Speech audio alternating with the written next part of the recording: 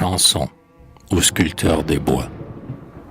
Le joli vin de mon ami n'est pas un gaillard endormi, à peine échappé de la treille, sans se soucier de vieillir.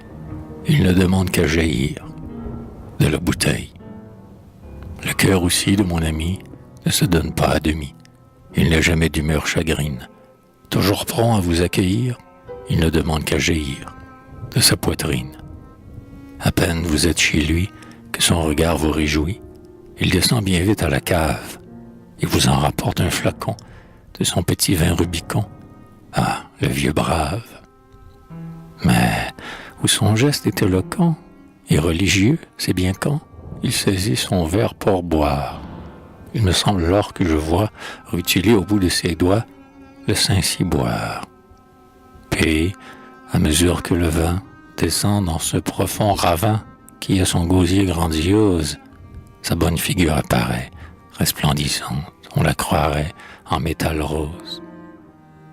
Son âme dans ses yeux fleurit, il s'abandonne et s'attendrit sur le sort du commun des hommes qui n'ont pas de ce vin subtil et positif, pauvre, dit-il, gueux que nous sommes.